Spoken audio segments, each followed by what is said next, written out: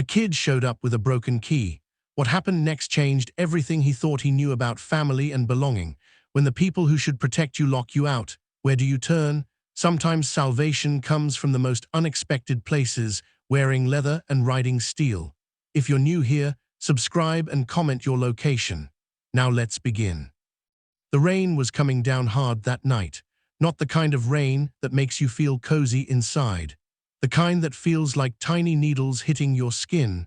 The kind that makes you wish you were anywhere else but outside. Daniel walked through it anyway. He was 11 years old and he was soaking wet.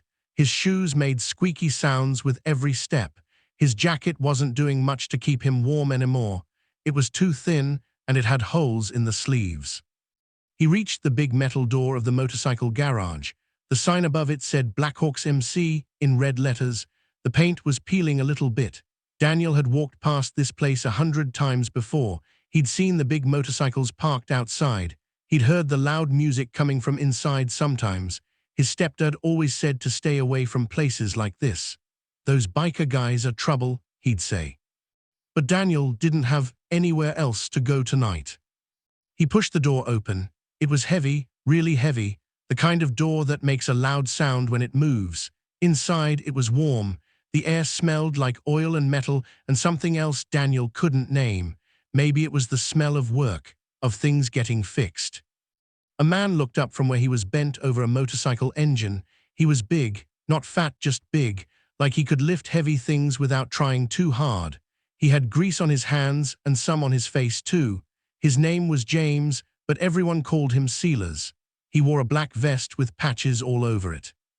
"Can I help you, kid?" Sealers asked. His voice wasn't mean, just surprised. Daniel held up his hand. In his palm was a key, but it wasn't a normal key anymore.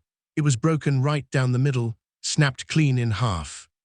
The lock was different, Daniel said. His voice didn't shake even though he was shivering. "I tried to use my key, it broke." Sealers stood up slowly. He wiped his hands on a rag, but it didn't really help. The grease was in deep. He looked at the broken key, then he looked at Daniel's wet clothes, then he looked at Daniel's face. "How long you been out in that rain?" Sealers asked. "Maybe an hour," Daniel said. "I walked around for a bit first. I didn't know where to go." Another man came out from the back room.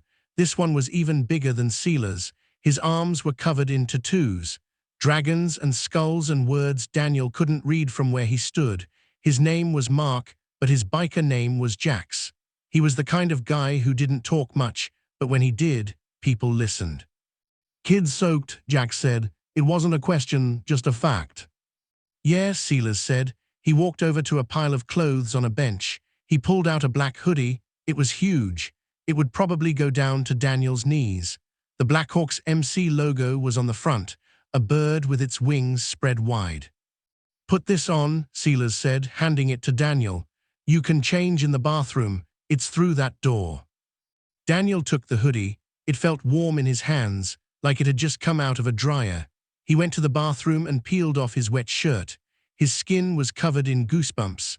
The hoodie swallowed him whole when he put it on, but it was dry and warm, and that was all that mattered. When he came back out, Jax was standing at a counter with a bowl.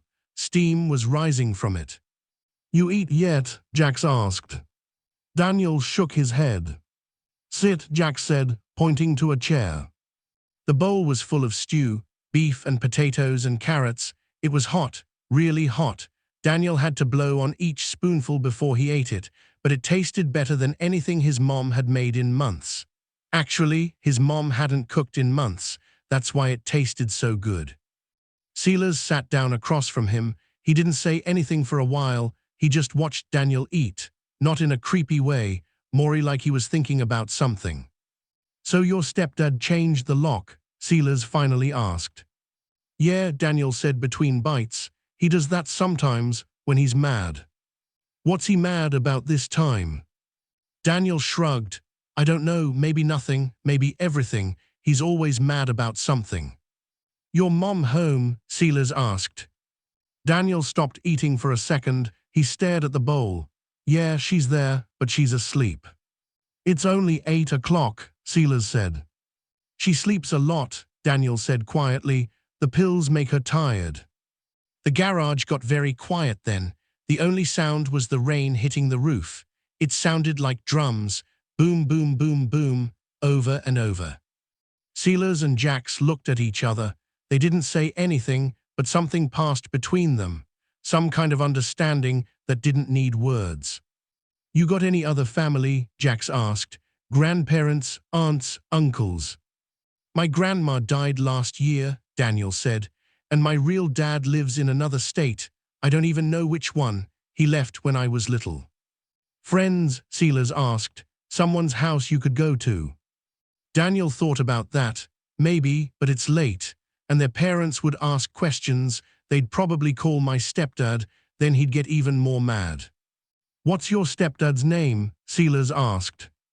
"Paul," Daniel said. The name felt heavy in his mouth, like a stone. "Paul got a job." "Sometimes. He works construction, but he got laid off last month. Now he just sits at home and drinks beer and yells at the TV." Silas nodded slowly. "What about you? School going okay?" "I guess," Daniel said. "I get good grades. My teacher, Miss Jennifer, she's nice. She lets me stay after class sometimes and do my homework there. It's quiet. Nobody yells." "That's good," Silas said. "Education matters, kid. Don't let anybody tell you different." Daniel finished the stew. His stomach felt full for the first time in days. Paul didn't like to spend money on groceries. He said Daniel ate too much, that he was growing too fast, and it wasn't fair to make him pay for all that food. "You want to learn something while you're here?" Silas asked suddenly. "Learn what?" Daniel asked. "About engines," Silas said.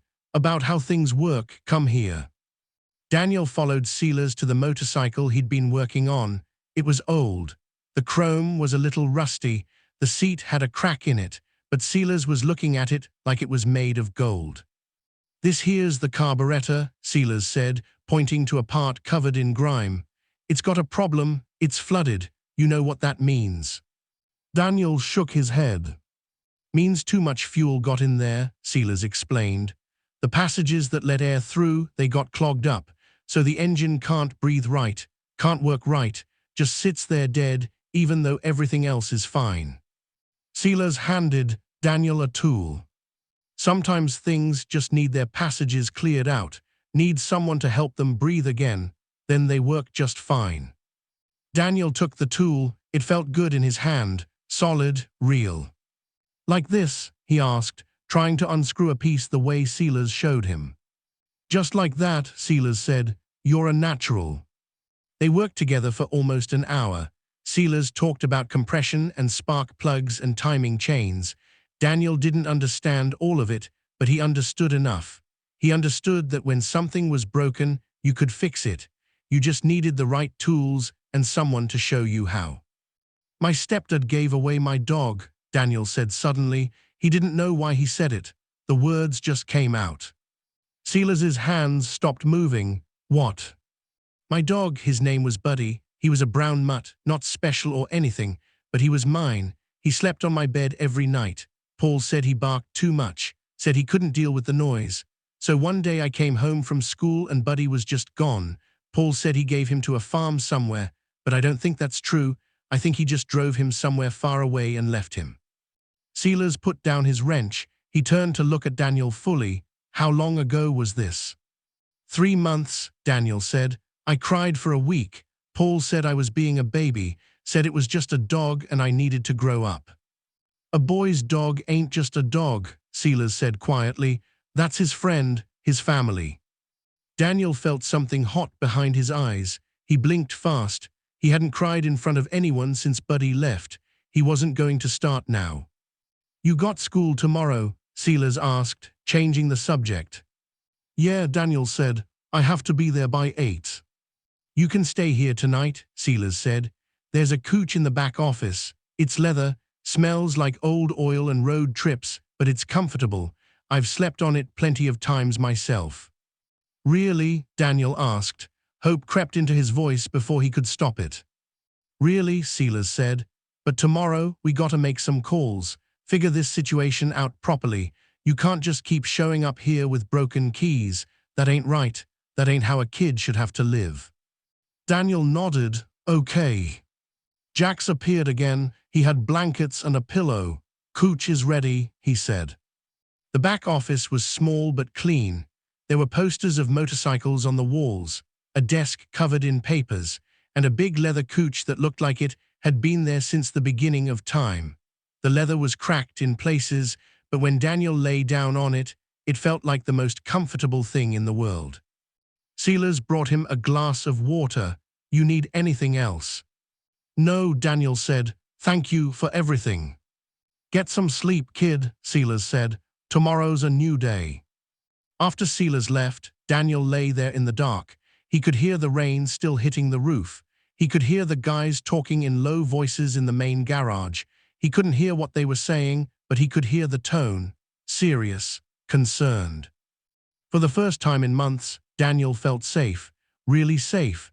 Not pretend safe where you have to sleep with one ear open in case someone starts yelling. Actually safe. He pulled the Blackhawks hoodie tighter around himself and closed his eyes.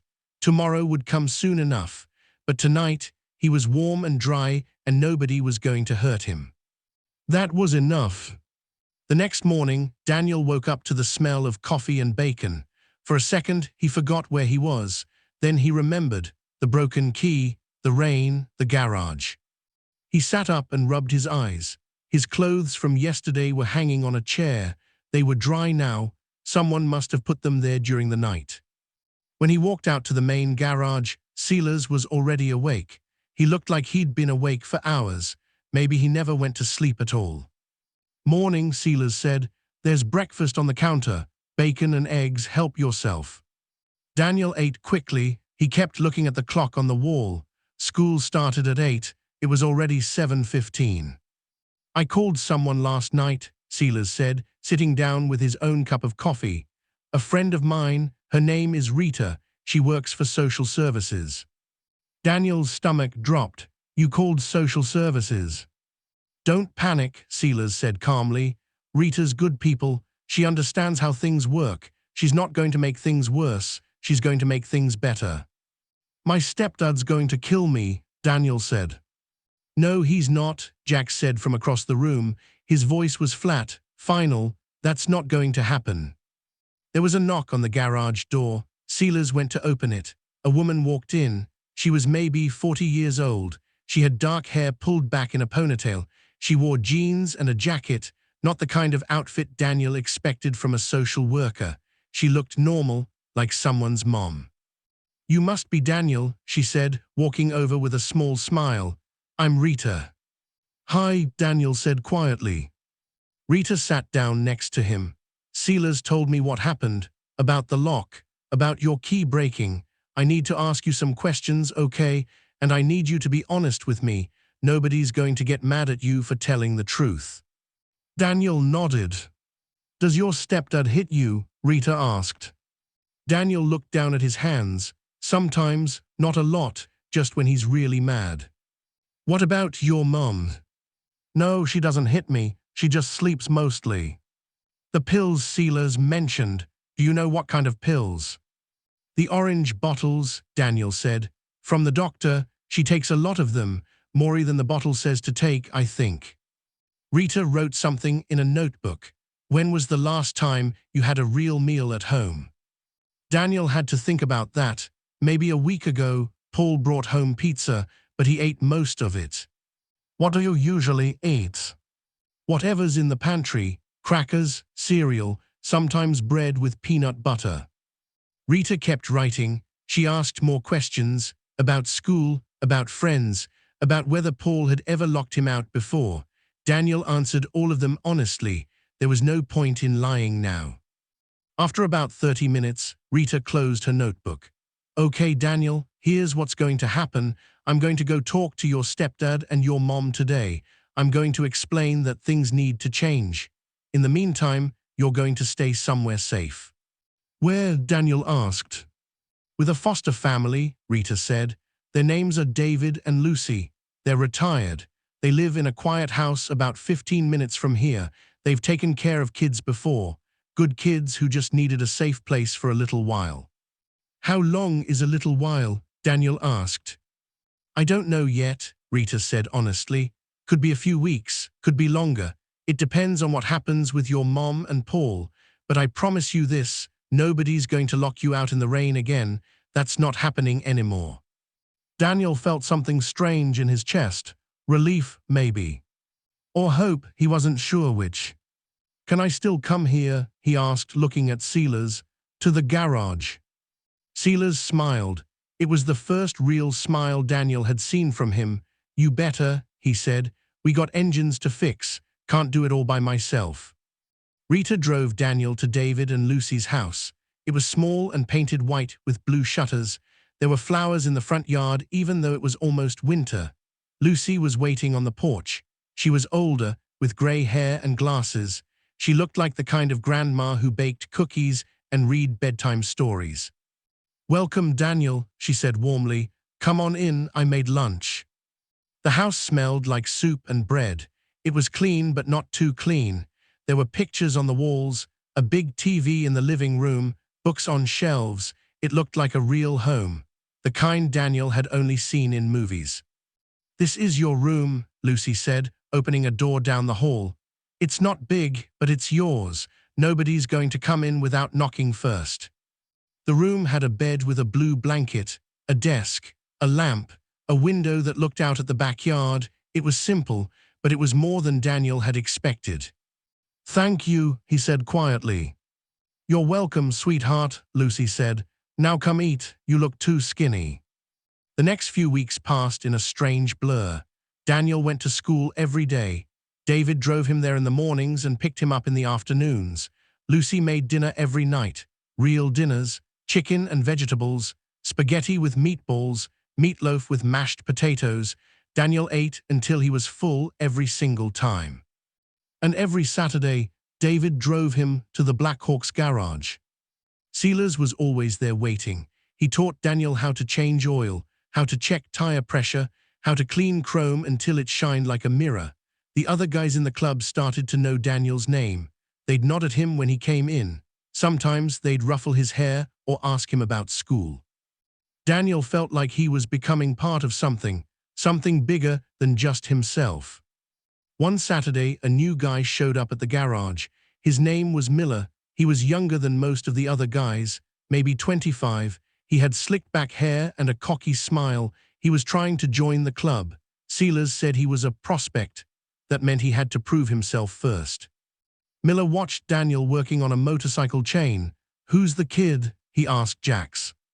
That's Daniel, Jax said. He helps out. Helps out? Miller laughed. Looks more like the club's charity project to me. The entire garage went silent. Every single person stopped what they were doing. Tools stopped moving. Conversations stopped mid-sentence. Even the radio seemed to get quieter. Silas stood up slowly from where he'd been working. He walked over to Miller. He wasn't walking fast. He was walking slow, deliberate, like a lion walking towards something it was about to eat. What did you just say? Silas asked. His voice was quiet, dangerously quiet. Miller's cocky smile faded a little. I just meant, you know, he's just a kid hanging around. He's not just a kid, Silas said. His name is Daniel. He shows up here every Saturday morning at 9 o'clock sharp. He works hard. He asks questions. He learns. He doesn't complain. He doesn't make excuses. He's got more integrity in his little finger than most grown men have in their whole body. Silas stepped closer to Miller. You want to be part of this club? Then you need to understand something. We don't measure men by their luck. We don't measure them by where they came from or what hand life dealt them. We measure them by how they carry themselves, by whether they do right even when nobody's watching, by whether they show up when things get hard. Silas pointed at Daniel. That kid there, he's been through things you couldn't imagine, things that would break most adults, and he's still standing, still trying, still showing up. That makes him worth 10 of you on your best day. The garage was so quiet Daniel could hear his own heartbeat. Now you got two choices, Silas continued. You can apologize to Daniel right now, look him in the eye and say you're sorry, or you can walk out that door and never come back. Your call. Miller looked around the garage. Every single person was staring at him, waiting. Nobody was smiling. Nobody was going to help him out of this. He turned to Daniel. His face was red. "I'm sorry, kid, that was out of line." "It's okay," Daniel said quietly. "No, it's not okay," Silas said. "But it's done. Miller, you're on cleaning duty for the next month. Every Saturday. Floors, bathrooms, everything. Maybe that'll teach you something about respect." Miller nodded and walked away to start cleaning. Jax came over and put a hand on Daniel's shoulder. "You good?" "Yeah," Daniel said, "I'm good." The weeks turned into months. Rita kept working with Daniel's mom. She got her into a program for the pills, got her into counseling. Paul moved out. Rita said the divorce papers were already filed. Daniel's mom was trying, really trying, but she still wasn't ready to take care of Daniel full-time, not yet. So Daniel stayed with David and Lucy, and every Saturday he went to the garage. Then one Saturday in spring, Silas told him to come early. "Got something to show you," he said on the phone. When Daniel arrived, the whole club was there, all of them, even guys Daniel had only seen once or twice. They were standing around something in the corner of the garage, something covered with a tarp. "Come here, kid," Silas said.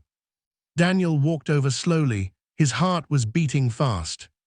"Today's special," Silas said. "It's your 12th birthday." Daniel had actually forgotten.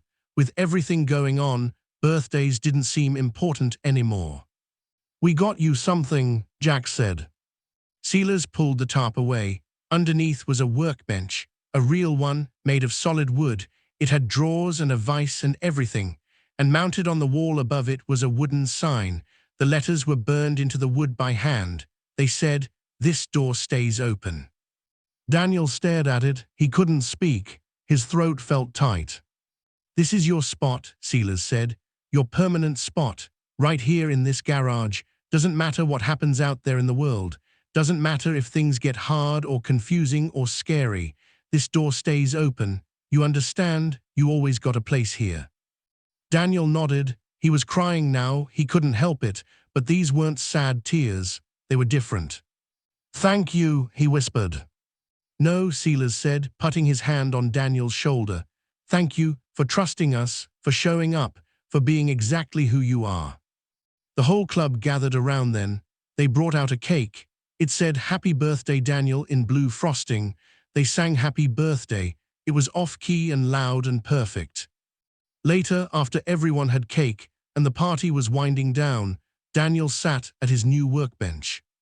He ran his hand over the smooth wood. He looked at the sign on the wall.